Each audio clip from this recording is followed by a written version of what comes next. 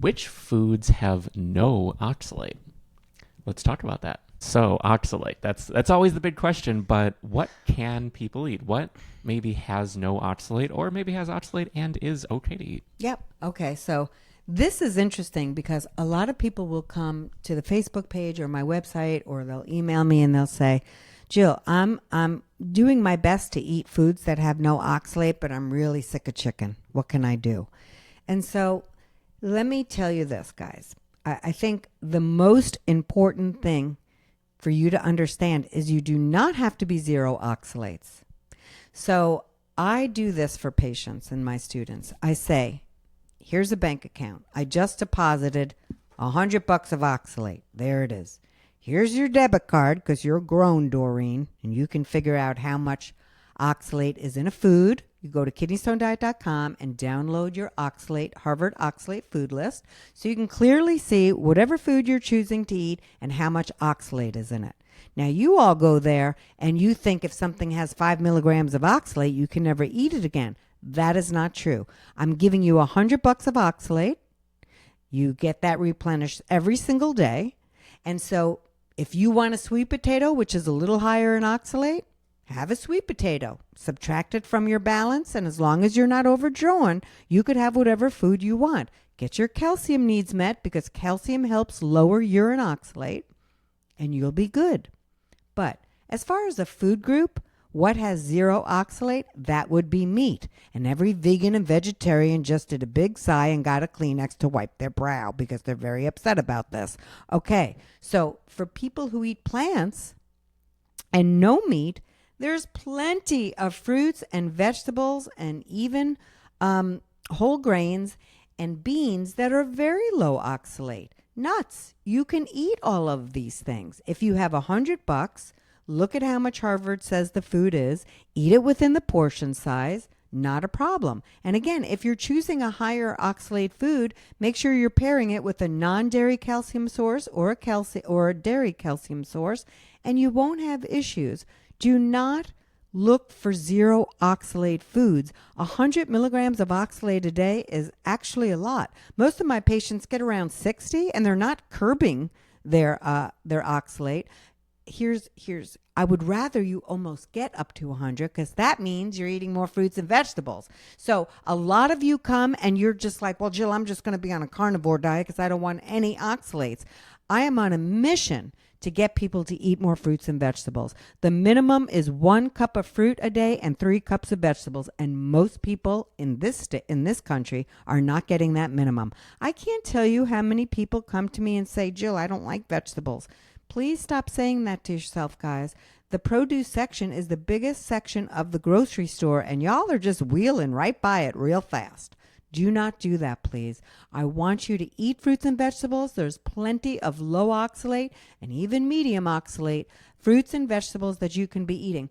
By the way, I don't take away any fruits on a low oxalate diet. I take away 0 fruits and only few, like spinach and rhubarb and, cashews and almonds. Those are the only things I take away. Very, very limited. I think there's less than 6 foods that I totally tell you do not take because it's going to break your oxalate bank. So you never have to worry, okay, well, what is it, Jill? Get your Harvard list at kidneystonediet.com, download it so you can clearly see. Get your control back. I mean, the thing that bothers me the most is that when you guys come to me or we're doing a consult together, the anxiety that you have over this is just skyrocketing, and it's causing you so much stress, and you feel like you can't eat so many foods, and that's so far from the truth. So when people work with me one-on-one, they come to me so panic-stricken, and by the time they get off the phone, they're just like so much calmer because now they understand after talking to me. And if you've watched a lot of our videos, you don't need to work with me. You could just watch these videos and really take to heart what I'm telling you about oxalate. And I promise you, you're missing out on foods that you can absolutely eat. Yeah, so you mentioned meats being 0 oxalate. And like you said, you could see someone saying, perfect, that's all I'll eat. But there's as always, there's a catch. There's a catch with specifically red meat, right? Yes. Well, all meats. And a lot of Okay. people, I'm glad that you said that. I'm glad because it will remind me. A lot of people will think just so meat. So I have had people that say, "Oh my God, my doctor told me to, eat more meat because it has zero oxalate." Doctors have actually said that. So patients come to me and they got a new stone, a uric acid stone. So when you eat too much meat protein, that can lead to a few things that will show up on your urine collection. A low urine pH, because now your pH is very acidic, and uric acid stones and also calcium oxalate stones love an acidic urine. You can lower your urine citrate. That's not a good thing. And you can also increase urine calcium. So believe me, I have a lot of paleo and carnivore people that have come to me with stones. So I'm so glad you brought that up, Jeff, because people are so worried about oxalate, they'll switch over to a paleo lifestyle and then they get uric acid stones. And so there is a meat protein goal on the kidney stone diet, and Jeff has a wonderful tool on the website at Kidney Stone Diet that you can figure out how much meat protein, not total protein for you bodybuilders that are worried about this, but meat protein.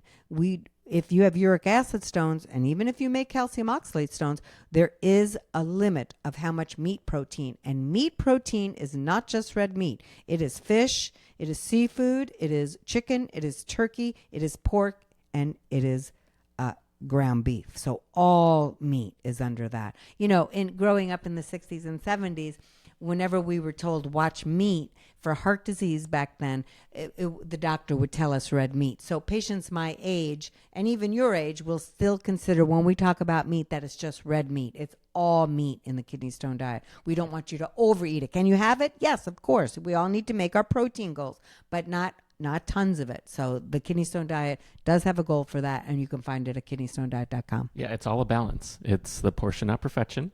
And that's why it's not just cut out spinach and almonds. But if you're new here, if you haven't been to kidneystonediet.com, head on over there. All of the goals are listed right on the site so you can understand in more depth and more detail exactly what it takes to prevent stones.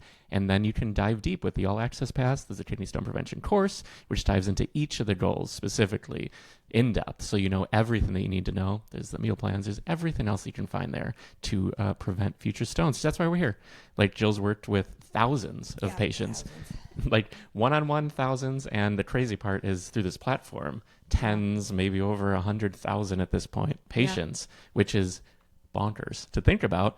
But the goal is to reach every single stone former. We're talking millions of people. The only way to do that is through resources like this that we can sort of distribute to the world. So if you find it helpful, share it with a friend who also needs to know this. That's the only way a podcast like this grows. It's interesting too. I'm just going to say this. So I have a lot of patients that say, "Oh, Jill, I told my Aunt Betty, I told this one, I told that one, they're going to call you." And I'm always like, no, they won't. Because I'll say this. This is why I say that. I'll ask, did Aunt Betty have a lot of pain? No. But Aunt Betty's not going to call. And this is because it means a lifestyle change. And until we suffer as human beings, it's really interesting. We tend not to change. And I can't tell you how many stone formers I worked with that they've had stones for 20 years. And then the 21st year, they lost a kidney. And then they're like, it's time. It's just so interesting. I'm not just talking about kidney stones all day. I'm talking about how do we change a lifestyle, which is so interesting to me because human beings have a really hard, me too, changing habits. Most of you have grown up for years eating the same thing, decades. And now all of a sudden I'm asking you to change all that. But I promise you, if you go at Kidney Stone Diet, we have transformation page, and it's amazing how many people lose weight. Their A1C is lowered. I just, all the things that happens to them, they feel better. They're back in control of their health, their life. And if you follow these goals, they're just healthy goals. You really will transform your whole life. I know that sounds dramatic, but I'm telling you what I've experienced in all these decades. So it's something that I love talking about, but it is hard. And I'm always very honest about that. You'll see social influencers and all the people on the internet say, do this, lose 30 pounds in 2 weeks. And everyone gains it back. That's not how transformation works. It's It's long. There will be many days you want to give up. That's okay. That's normal. You just get back on track as soon as possible. Look, it's hard what we're asking you to do, but if you do it, you will be so happy and so fulfilled and so proud of yourself, and you'll just feel so much better, whether you're 40, 50, 60, 70, 80. I've helped people change their lifestyle in every decade, so I'm looking forward to helping you. We are on a mission to help as many people as we can. This is why we do YouTube. Millions of people make kidney stones. Millions of people should be able to stop it. Now, one more thing. Not everybody. Some of you have medical conditions that will predispose you to form kidney stones, but up to 80% of you, we can stop up to 80% reoccurrence. So get on the diet, get your 24-hour urine collections, and work like hell so you never make another one of these darn things again. That's a perfect spot to wrap. Yeah. So we will see you next week. Bye, everybody.